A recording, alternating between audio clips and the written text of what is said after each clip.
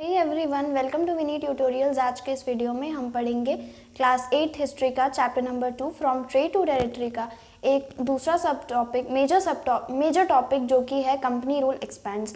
यहाँ से चैप्टर का दूसरा सेक्शन शुरू हो जाता है। यहाँ से हम देखेंगे कि किस तरह से जो ब्रिटिशर्स थे वो अपना जो कंपनी रूल था उसको एक्सपैंड करते जा रहे थे। तो यहाँ पर एक टाइम पीरियड दिया हुआ है 1757 to 1857 expansion of the company, यानी कि जो टाइम पीरियड है ये 1000 ईयर्स का 1757 टू 1857। यहाँ पर क्या हो रहा था, जो कंपनी का एक्सपेंशन था, कौन सी कंपनी थी वो ईस्ट इंडिया कंपनी थी, उसका एक्सपेंशन इस टाइम पर पीक पर था, सबसे ज़्यादा एक्सपेंशन इस टाइम पीरियड में हुआ था। The company rarely launched a military attack, यानी कि अगर कंपनी को किसी भी इंडियन स्टेट पर अपना कब्जा करना होता था तो वो क्या करती थी, वो रेयरली मिलिट्री अटैक लॉन्च करती थी, यानी कि अधिकतर केसेस में वो मिलिट्री अटैक के बगैर ही उसको एनेक्स कर लेती थी। अब बिना मिलिट्री अटैक के वो कैसे एनेक्स करती होगी, उसका रीज़न ये था, उसका मतलब एक्सपेंशन कैसे हुआ। फिर variety of political, economic and diplomatic methods, बहुत तरह तरह की अलायंसेस यानी कि तरह तरह की पॉलिसीज ला करके उन सबका एनेक्सेशन हुआ। After the battle of Buxar हुई थी 1764 में। इसके बाद में the company appointed residents in Indian states में वो रेजिडेंट्स अपॉइंट करते थे, यानी कि कोई इंडियन स्टेट है, राज दरबार है, उसमें अपना एक रेजिडेंट यानी कि अपने एक आदमी को एक मंत्री की तरह बिठा देंगे। किस लिए बिठाएंगे, ताकि वो सारा वहाँ का जितना भी हाल खबर, जो भी प्लानिंग वगैरह हो रही है इंडियन स्टेट में, वो सारा आकर के अपनी कंपनी ऑफिशियल्स को बताएगा। इस वजह से रेजिडेंट्स को बिठाया गया था। अब इस रेजिडेंट से प्रॉब्लम क्या आती थी, तो the company officials began interfering into the internal affairs of Indian states. अब इंडियन स्टेट्स के जितने भी इंटरनल अफेयर्स थे, जो पॉलिटिकल अफेयर्स थे, उसमें कंपनी जो थी रेजिडेंट्स के थ्रू उसमें इंटरफेयर करने की कोशिश करती थी। They tried to decide who was to be the successor to the throne, यानी कि अब तो वो इतना भी कर रहे थे कि अगला राजा कौन बनेगा, and who was to be appointed in administrative post, और एडमिनिस्ट्रेटिव पोस्ट पर किसको अपॉइंट किया जाएगा, राजा के बाद किसको गद्दी पर बिठाया जाए, ये सारी चीज़ों का डिस्कशन, इन सारी चीज़ों का डिसीजन वो लेने लगे। तो अब हम देख लेते हैं कि उस तरह के जो अलायंसेस थे, किस तरह से जो उनकी पॉलिसीज़ थी वो उनको उनके एनेक्सेशन में, एक्सपेंशन में हेल्प करती थी। तो इनकी एक अपनी पॉलिसी थी विच वो सब्सिडरी अलायंस के थ्रू इन्होंने बहुत सारे किंगडम्स को, बहुत सारे इंडियन स्टेट्स को अनेक्स कर लिया था। तो इस सब्सिडरी अलायंस में होता क्या था, according to this alliance Indian rulers were not allowed to have their independent armed forces. जितने भी इंडियन रूलर्स थे उनकी खुद की सेना की टुकड़ी नहीं होनी चाहिए थी, उनकी खुद की सेना नहीं होनी चाहिए थी, ठीक है, इंडिपेंडेंट आर्म्ड फोर्सेस नहीं होनी चाहिए थे उनके। तो अब सवाल ये आता है कि जब उनकी खुद की सेना नहीं होगी तो उनको प्रोटेक्शन कौन प्रोवाइड करेगा, वो दूसरे राज्यों से लड़ाई कैसे करेंगे, या फिर अगर उन पर कोई अटैक कर दे तो वो अपने आप को उस चीज़ से प्रोटेक्ट कैसे करेंगे। तो ये था, they were to be protected by the company. यही यहाँ पर ट्विस्ट रहता है कि जो इंडियन किंगडम है उसकी खुद की सेना नहीं रहेगी, उस किंगडम को प्रोटेक्ट करेगी कंपनी। अब कंपनी कब से इतनी दयालु हो गई, तो जी हाँ, कंपनी जो थी वो दयालु नहीं थी, जो कंपनी ऑफिशियल्स थे वो बहुत ज़्यादा चालाक थे, वो किसी भी चीज़ में सबसे पहले अपना फ़ायदा देखेंगे। तो ऐसा नहीं था कि वो कंपनी ऑफिशियल्स जो हैं, जो कंपनी है वो इंडियन स्टेट्स को मना करेगी एक इंडिपेंडेंट आर्म्ड फोर्स रखने से, तो वो उसको प्रोटेक्शन प्रोवाइड करेगी, लेकिन उसके बदले में क्या करेगी वो, दे हैड टू पे फॉर द सब्सिडरी फोर्सेस जो रहेंगी उनके बदले उन इंडियन स्टेट्स को पेमेंट करना पड़ेगा कंपनी को। हर चीज़ में कंपनी ऑफिशियल्स पैसा पैसा पैसा, वो बस सोचते थे कि कितना ज़्यादा से ज़्यादा हम पैसा ले सके, इसी के लिए उन्होंने हमारा खून चूस लिया। तो दे हैड टू पे फॉर द सब्सिडरी अलायंस, जो सब्सिडरी फोर्सेस रहेंगी कंपनी की, अगर वो किसी एक इंडियन स्टेट को प्रोटेक्शन प्रोवाइड कर रही है तो वो इंडियन स्टेट कंपनी को पेमेंट करेगा, उसके लिए पे करेगा। क्या हो अगर पेमेंट नहीं हो पाए, इसके लिए भी सज़ा थी। क्या थी वो, if the Indian rulers fail to make payment, अगर वो पेमेंट नहीं कर पाते हैं कंपनी को, तो कंपनी जो थी वो कोई भी ऐसा अपना पॉलिसी लाती थी विच वॉज वेरी ऑप्रेसिव, तो then part of their territory was taken as penalty. अगर पेमेंट नहीं कर पाए तो उनका जो किंगडम रहेगा उसमें से थोड़ा सा पार्ट ले लिया जाएगा एज पेनाल्टी। पेनाल्टी यानी कि फाइन।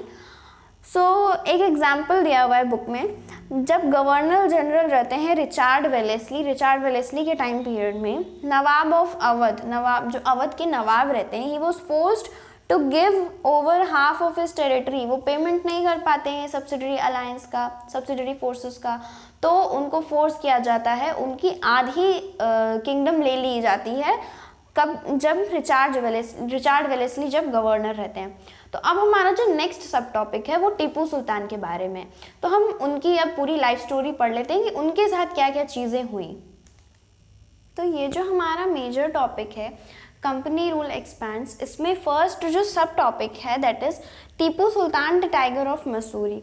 मतलब कि जो मैसूर था उस वहाँ के टाइगर कहे जाते थे टीपू सुल्तान। टीपू सुल्तान को कहा जाता था द टाइगर ऑफ मैसूर, क्योंकि ये इतने ज़्यादा पावरफुल थे इसीलिए इन्हें टाइगर का दर्जा दिया गया था। Haidar Ali ruled from 1761 to 1782, Tipu Sultan ruled from 1782 to 1799। यानी कि हैदर अली का जो टाइम पीरियड था दैट वो 1761 टू 1782, फिर टीपू सुल्तान जो रहते हैं वो 1782 से 1799 तक रूल करते हैं। तो जब ये दोनों लोग रूल करते हैं इस टाइम पर क्या क्या चैलेंजेस इनको फेस करने पड़ते हैं वो लिखा हुआ है। Mysore control the profitable trade of Malabar coast, यानी कि जो मालाबार कोस्ट पर जो ट्रेड होता था पेपर का, कार्डेमम का, सैंडलवुड का, इन सभी चीज़ों का, वो कौन कंट्रोल करता था? वो मैसूर से कंट्रोल होता था। मैसूर के जो रूलर्स थे वो कौन थे? टीपू सुल्तान थे और इनसे पहले इनके पिताजी यानी कि हैदर अली थे।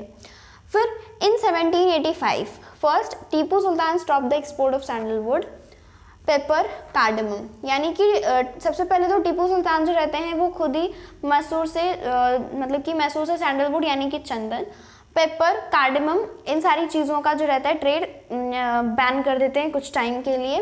Dish allowed merchants, local merchants from trading with the company, और जो उनके एरिया के जो मैसूर के जो लोकल मर्चेंट्स थे उनको भी डिसअलाउ करते थे कंपनी से ट्रेड करने के लिए। क्यों? क्योंकि कंपनी से ट्रेड करने में बहुत ज़्यादा लॉस हुआ करता था। कंपनी जो थी केवल और केवल अपने फ़ायदे के बारे में सोचती थी। तो जो टीपू सुल्तान रहते हैं यानी कि जो टीपू सुल्तान या हैदर अली दोनों रूलर्स जो मैसूर के रहते हैं उनका क्लोज रिलेशनशिप रहता है फ्रेंच से इनकी फ्रेंडशिप अच्छी रहती है। अब जो फ्रेंच और ब्रिटिश रहते हैं उनकी आपस में नहीं बनती है, उन दोनों की वजह से क्या होता है थोड़े कन्फ्लिक्ट्स हो जाया करते थे दोनों में, तो इस वजह से इनका रिलेशन जो रहता है खराब सा रहता है। तो Britishers saw Tipu and Haidar as ambitious, arrogant and dangerous. तो जो ब्रिटिशर्स रहते हैं वो टीपू और हैदर दोनों बाप बेटों को एम्बिशियस, एरोगेंट एंड डेंजरस यानी कि इनको बहुत ज़्यादा खतरनाक लगते हैं ये लोग। इनको ऐसा लगता है कि अगर ये लोग रूल करेंगे तो हमारा एक्सपेंशन मैसूर पर नहीं हो पाएगा और हम यहाँ से कुछ भी चीज़ें अपनी कंट्री में इम्पोर्ट नहीं कर पाएंगे। तो इस चीज़ के लिए एंग्लो मैसूर वॉर्स होती हैं, तो अब उसको देख लेते हैं। तो जब कंपनी ऑफिशियल्स को ऐसा लगता है कि टीपू सुल्तान और हैदर अली के रहते वो अपना एक्सपेंशन नहीं कर पाएंगे, वो अपना ट्रेड नहीं कर पाएंगे मालाबार कोस्ट से, तो वो क्या सोचते हैं कि टीपू सुल्तान को मार दिया जाए। इसी के लिए 4 Wars were fought with Mysore के साथ में 4 वॉर्स होती हैं। फर्स्ट एंग्लो मैसूर वॉर, जो ये एंग्लो है वो ब्रिटिशर्स के लिए है, तो जहाँ पर भी एंग्लो रहेगा यानी कि वहाँ पर ब्रिटिशर्स से लड़ाई हो रही है। और किसके साथ हो रही है? मैसूर के साथ में।